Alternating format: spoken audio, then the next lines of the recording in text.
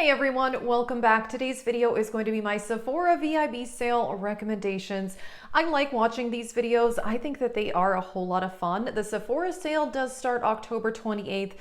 I will tell you though, I don't think 10, 15, or even 20% off is that big of a discount, so I don't go crazy. I think it's the time to buy things you've already been wanting or maybe to repurchase a staple item. That's kind of how I approach the sale. I don't go too crazy because honestly, other websites have better deals out there. But these are my Sephora recommendations. I'll tell you along the way maybe a couple things that I want to buy. Again, I'm on a low buy and I don't think I'm going to buy too much. But yeah, I will let you know. Stay tuned. I upload at least 4 videos a week. And I did film this makeup look. I will link that in the cards and in the description box. I am wearing some of the items that I'll be talking about. So let's get started. I definitely have a lot of eyeshadow to mention. I'll wait for that till the end of the video. I'm going to start with some complexion products. A lot of my favorite complexion products are drugstore, particularly face primers and concealers as well. However, I do have one primer to talk about that I do really enjoy. This is from Ole Henriksen, and this is the Banana Bright Sunkissed Face Primer. I did get this in PR, but I think that this is a very, very good. Now, it is supposed to have self-tanner in it, and I admit I don't think I've used it enough days in a row to really see that result. It's hard to know because, you know, I also like wash my face twice a day, so it may just have washed off. But as far as just a regular primer, I like it. I have normal skin and I like a primer that is smoothing and extends the wear of my foundation, and I do think that this does that. One concealer to mention, which is a newer concealer, which I am wearing today. Like I said, I did film this look. It was a Sephora try-on haul. I've had this Kosas Revealer Concealer for about a week and a half, and I've worn it every single day since I bought it. I think it is very good. It is creamy. I have a bit more dry under eyes than I have lines, but I'm very impressed with this concealer. I really, really like that. And I don't like concealers that are too drying or cakey looking on the under eyes. So that one is actually quite good. Now, as far as foundation products, I've got a few to talk about here. Now I've been talking about this foundation all year on my channel. I love it so much. It is the NARS Light Reflecting Foundation. And like I said, I am wearing this today, and this is so long wearing. And it just looks good in person, in pictures. It lasts a long time. Like I said, I have normal skin. I think this is a very, very good foundation. One of my favorites. Another more like full coverage, long-lasting foundation is one that I should use more because I really like it. This is Urban Decay Stay Naked Weightless Liquid Foundation. And this is great, very long wearing. I do think that it's like claiming the whole 24-hour thing. I haven't worn it for 24 hours, but I have worn this for probably like 18 hours and I still think it looked good. The shade I have in this one is 20WY, which may be a hint too light for me. The shade I have in the NARS is Salzburg.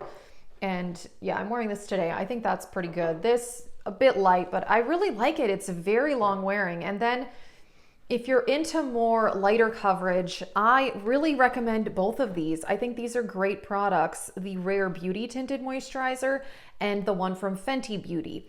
Now, I think both of these are actually pretty long wearing considering they're lighter coverage products.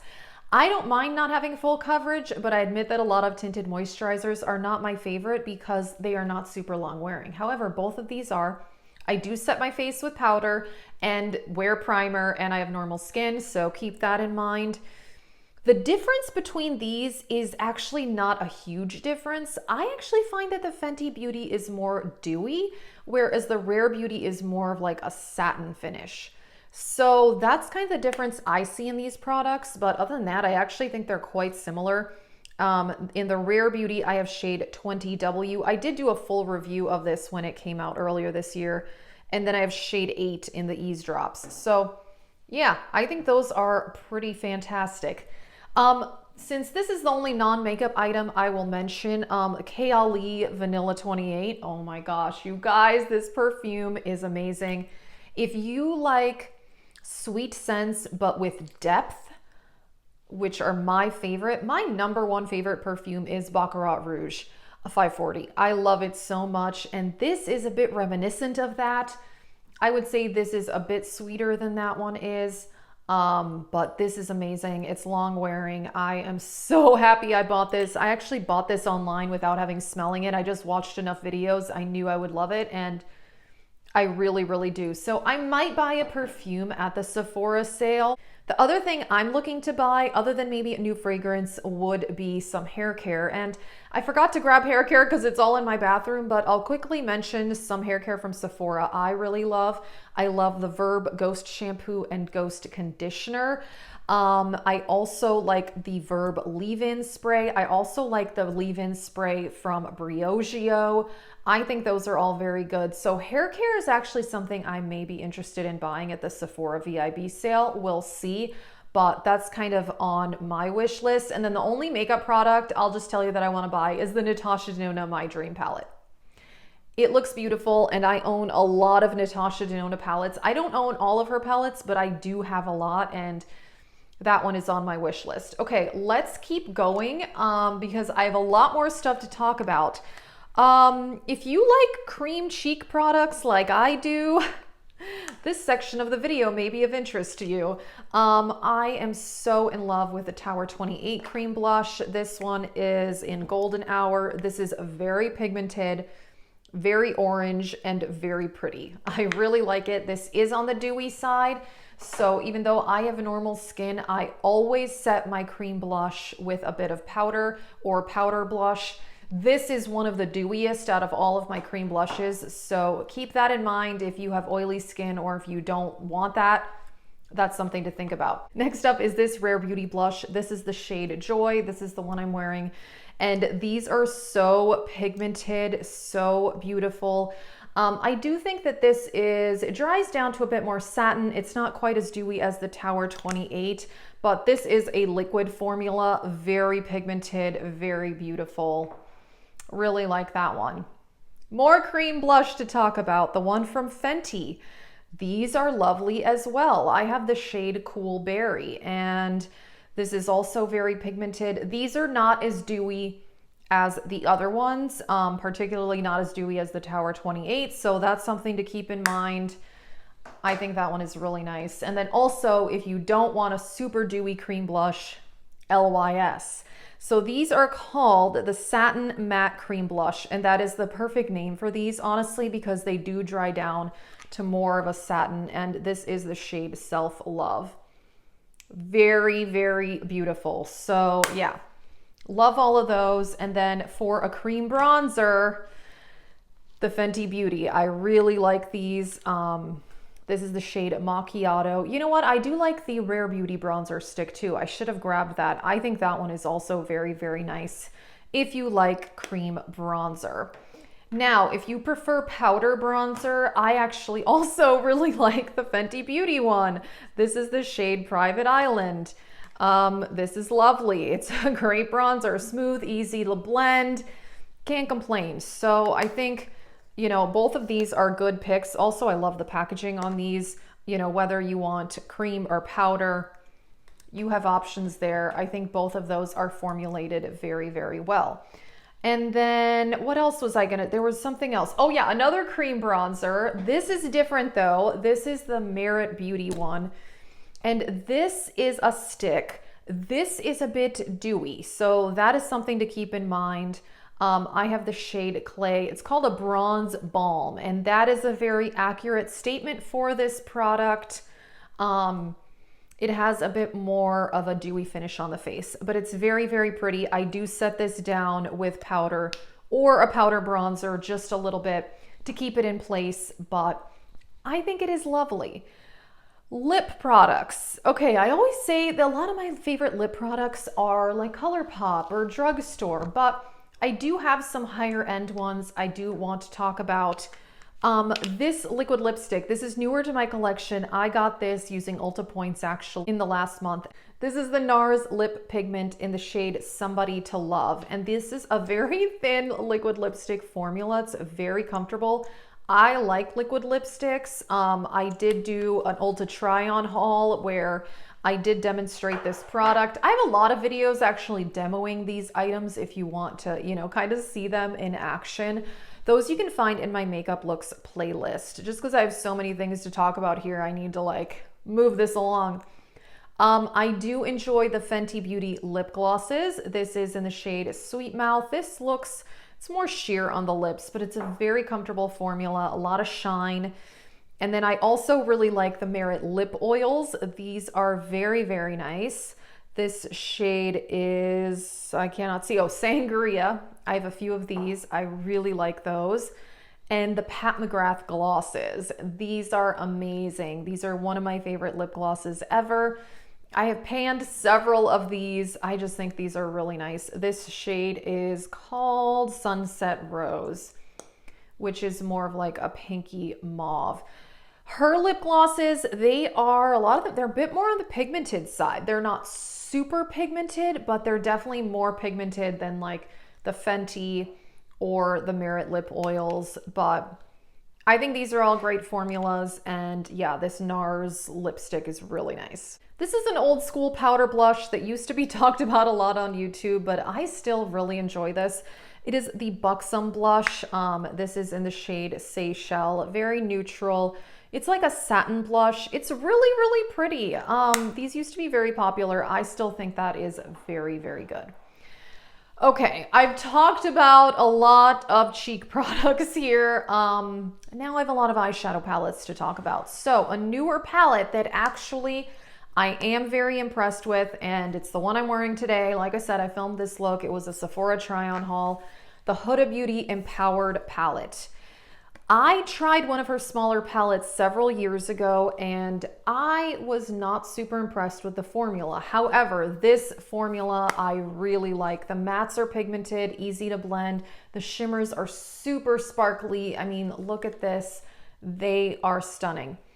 I didn't really like her shimmer formula in the smaller palette that I owned, but this one, I think it's fantastic. So I'm actually really happy that I bought that. Okay, now Natasha Denona. As I mentioned, I want to purchase the My Dream palette. I own a lot of her palettes, and I do really love them. I do. The mini palettes, I think these have gone up in price now. I think they're $29. I can't remember exactly. I think these are very, very good. I love this one, which is Mini Zendo. Very lovely color story. The Mini Love, also love this one. If you like kind of pinks, purples, mauves. I think the formula on these is very, very good. Mini Biba. This may be one of my favorites. I also love that this has a cream to powder formula. This was her first time putting a cream to powder in one of her mini palettes. It's just stunning. This metallic shade is gorgeous. Like just, it's so good. So good. If you like smaller palettes, I would recommend these. And then Mini Glam. Yep. Amazing. This is more like taupey, and it's just really, really good. And her larger palettes, I didn't even bring them all out here, but I guess if I had to give like a #1 recommendation, it probably just depends on the color story that you like. The retro, yeah, if you like pinks, mauves, and purples, this is what I would recommend. I love this one. I have it pan on this shade, as you can see.